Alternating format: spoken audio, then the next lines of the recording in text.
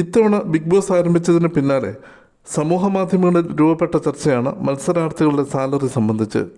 ഇതിൽ ഏറ്റവും അധികം ചർച്ച ചെയ്യപ്പെടുന്നത് രേണു സുധിയുടെ സാലറിയാണ്. രേണുവിൻ്റെ ലക്ഷക്കണക്കിന് വരുന്ന ആരാധകരെയും വിമർശകരെയും ബിഗ് ബോസിൻ്റെ പ്രേക്ഷകരാക്കുക എന്ന ലക്ഷ്യത്തോടെയാണ് പരിപാടിയുടെ പിന്നണി പ്രവർത്തകർ വലിയ തുക നൽകി രേണുവിനെ ബിഗ് ബോസിൻ്റെ ഭാഗമാക്കിയത്. അതിൻ്റെ ഗുണം പരിപാടിയുടെ തുടക്കത്തിൽ തന്നെ അവർക്ക് ലഭിച്ചു തുടങ്ങി. രേണുവിനെ സ്ക്രീനിൽ കണ്ടതോടെ ചാനൽ വ്യൂവർഷിപ്പ് ഗണ്യമായി വർദ്ധിച്ചു. സോഷ്യൽ മീഡിയയിലാകെ രേണുവും ബിഗ് ബോസും നിറഞ്ഞു. അതുകൊണ്ട് തന്നെ പരമാവധി ദിവസം രേണുവിനെ പിടിച്ചു നിർത്താൻ ബിഗ് ബോസ് ശ്രമിക്കുമെന്ന കാര്യം ഉറപ്പാണ്. കരിയറിൽ വലിയൊരു കുതിച്ചുചാട്ടം നടത്തി നിൽക്കുന്ന രേണു ബിഗ് ബോസിനായി 100 ദിവസങ്ങൾ മാറി നിൽക്കുന്നത് കരിയറിനെ ബാധിക്കാൻ സാധ്യതയുണ്ട്. അതുകൊണ്ട് തന്നെ ബിഗ് ബോസിലേക്കുള്ള ക്ഷണം ആദ്യം സ്വീകരിക്കാൻ രേണു തയ്യാറായില്ല. പിന്നീട് നടത്തിയ ചർച്ചകൾക്കൊടുവിലാണ് രേണു സമ്മതം മൂളുന്നത്.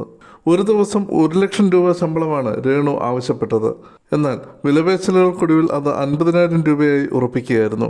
ഷൂട്ടിങ്ങും മോഡലിങ്ങും ഉദ്ഘാടനങ്ങളുമൊക്കെയായി നല്ല തിരക്കിലായിരുന്നു രേണു സുധി. 100 ദിവസം മാറി നിൽക്കുന്നത് ഇതിനെയെല്ലാം ബാധിക്കും. ഇതൊക്കെ ചൂണ്ടിക്കാട്ടിയാണ് രേണു 1 ലക്ഷം രൂപ ആവശ്യപ്പെട്ടത്. രേണുവിനൊപ്പം മറ്റൊരു മത്സരാർത്ഥിയായ അനുമോൾക്കും 50,000 രൂപയാണ് ദിവസ സാലറി. രേണുവിൻ്റെ ചില സുഹൃത്തുക്കളാണ് സാലറി സംബന്ധിച്ച വിവരങ്ങൾ പുറത്തുവിട്ടത്.